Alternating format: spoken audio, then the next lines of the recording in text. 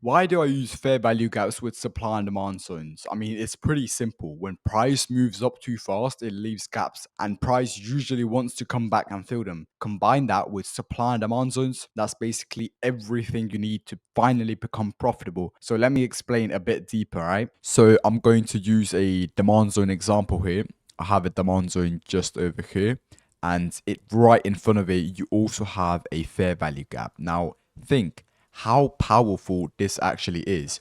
You have a demand zone and you have a fair value gap right in front of it. Let's say price is pulling down into a demand zone and at the same time it's filling a fair value gap.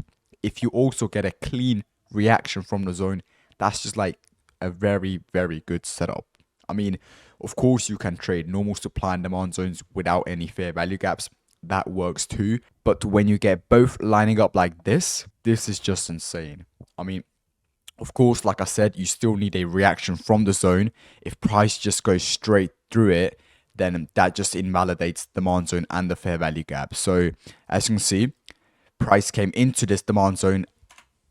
As you can see, it also reacted from this fair value gap because it needs to come down and fill it into this demand zone. You enter, well, I can talk about that later, but I'm just going to show you how the trade played out. And you can hit insane risk to reward trades like this. Like, it's not about just randomly entering, all right? It's how you enter and waiting for the perfect moment. So before I actually get into the more advanced stuff, I just want to talk about how like supply zones, demand zones, and fair value gaps actually like kind of work. Not like a full in depth, but just like a like simple. So on a demand zone, what you need for a demand zone to be valid is you need an area where buyers like stepped in very aggressively, causing price to move up really fast. As you can see over here, you like it's just straight up moved really, really high. So a demand zone to be valid, you need a strong push up. All right. Now creating a low. After creating a low, you need price to take out that own low. Now come back to the zone. All right. Might be confusing at the moment, but trust me, I'm going to explain everything later in this video. Here's your demand zone, and you also have a fair value gap right here. Filled both these in, gave a good reaction, and you win. All right, supply zones exactly the same. You have a strong push down, all right, a push up, creating a high. You can call that liquidity. Then you have a liquidity sweep, taking out this low, not continuing down, coming back up as a liquidity sweep. After that sweep, you need a reaction from your fair value gap and your supply zone, and then you enter and you win. Now fair value gaps, basically the same like thing as supply and demand zones. So what you need is just like, you can call them fair value gaps, imbalances, whatever you want to call them. But these happen when price moves up really, really fast to the upside, let's for example, and then it leaves an imbalance, a spot where it didn't trade fairly in both directions. So you can think about it like this, okay? When price skips levels on the way up or down, and the market often wants to come back and fill them, those skipped areas, okay? So when you combine a fair value gap with supply and demand zones, you're literally just not guessing. You literally know exactly where price is going to react from, okay? You have a fair value gap where price wants to come down, and you also have a demand zone where you know exactly on to enter, where to enter on, my bad. So I just want to explain the entry I actually would take on this setup. So there are so many ways you can actually enter on this trade. Like the most like common way to enter on this trade is just a break of candle. All right, just stop loss 1 pip below the candle that actually tapped your zone, just to give it room if it wants to come back. But this is definitely optional. You can also have it you can have it here as well if you want to trade properly and actually get these high risk to reward trades. You just want to have it 1 pip below, so that's 6.6 to 7.6, just in case it wants to come back down. But in this case it didn't happen. But I did not enter a break of candle on this. I went more aggressive. I went on the lower time frame, and I entered on a break of candle over here. As you can see, I hope you know what break of candle means. Like, just a summary, the first candle that tapped the zone was bearish. Don't enter on that. You enter on the first candle to actually turn like bullish. So as you can see, this tapped the zone, and then it flipped, and then it broke the previous candle, and then this is where I entered on the 50-minute. Pretty aggressive, I know. And then for TP levels, I just targeted this gap fill, you know, price usually wants to come back and fill these gaps. As you can see, yeah, like, you know, this gap over here, this is a great place for a target, and I hit a nice 8.7 risk to reward. I mean, I know it's insane. This is why I'm actually teaching you it. So let me just go over some other entry models, and I don't believe you actually understand this part, this high part, so I'm going to explain that as well. But let me just talk about all my entry models. Okay, so I have this setup right here. This is of course, a plus setup. So as you can see, quick introduction, you have a fair value gap just over here. It's not the best, but it's still something. Okay, but let me just talk about the entry. So let me just mark this correctly. Entry. Okay, so a directional close. This is what a directional close would be. This time at this situation, I would have my stop loss at a 30 pips max stop loss. This is what a directional close would be. All right, but you could have also taken a directional close and also had a 30 pips max stop loss. But on this trade, what I also took, right, as you can see, it took a live.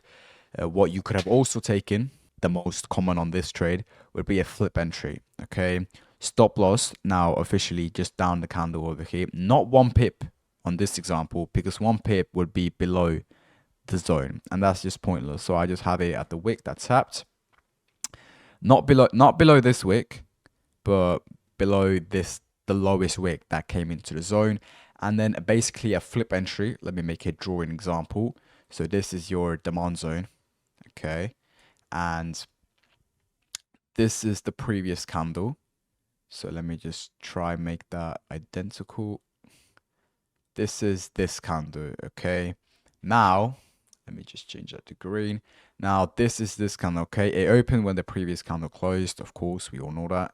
And then just gonna draw this part, and now let's say it opened over here, it came this deep inside the zone, but it didn't go through it. If it went through it, let's say it came like down over here, it would be invalid. Okay, so you don't want the candle to close inside the zone, you just want it to react from it with the wick. So as you can see, it came this deep inside the zone, and then it had such a strong reaction from the demand zone that it came all the way back up, and then once it flipped bullish, you entered. So as you can see, it was like, this was all bearish.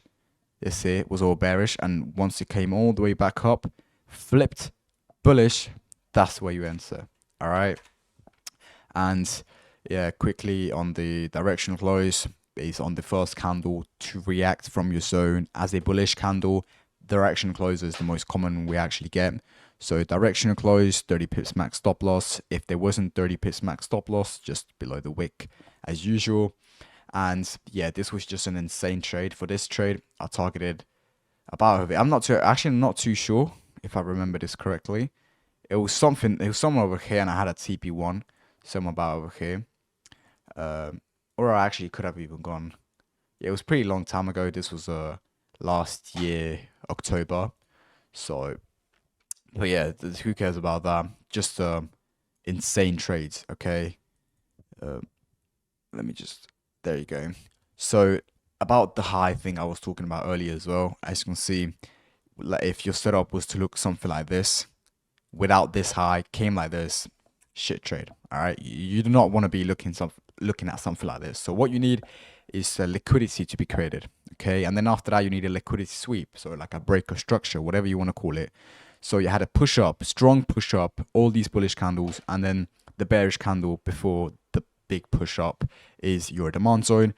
Then you have a low, and your low needs to be in like an obvious low. It's not like one candle in your direction. There's like specific rules for that, but I don't want to go too in depth on that. I just want to show you what's actually possible with this strategy. Okay, you had a low, and then that low took out its own high, which is this. Okay, this was the high it took out. That's what you need.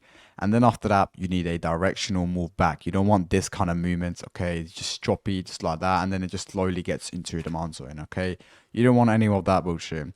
And what makes this trade even better, that it took out this high, and then we were also like extremely bullish. We took out this high over here. So there was a lot of bullish potential over here. So for me, A plus setup on this. All right, so before I actually start wrapping things up, I just want to give you a last supply zone example as well. So as you can see, your supply zone and your fair value gap inside this supply zone. All right, A plus setup. Okay, very clean. Now you had a insanely good reaction, but now I have a question for you. Would you enter right now? No, you would not enter yet, but you would enter right here. Okay, actually, you could have waited a little bit more, just because, oh, for fuck's sake, just because this was a very small candle. But let's see what the next candle gives us. Okay, well, this would be actually a good example on where you could have just waited for the next candle.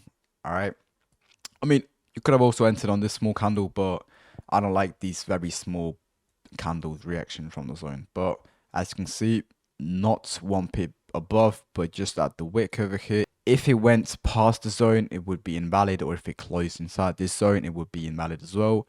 You entered over here. Targets for this pretty simple, just at the low for 1 to 5, and yeah, this is your high. Liquidity took out its own low, nicely coming directly to your zone.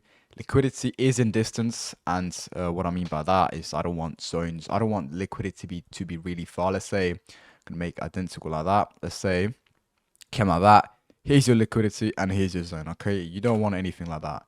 It needs to be in distance. So yeah. Oh, great. Also took out this low into that clear space. So as you can see, let me just play this trade out. And yeah, this was just great. A lot of people in my Discord actually got stopped out over here for spreads just because this was unfortunate timing. But yeah, shit happens.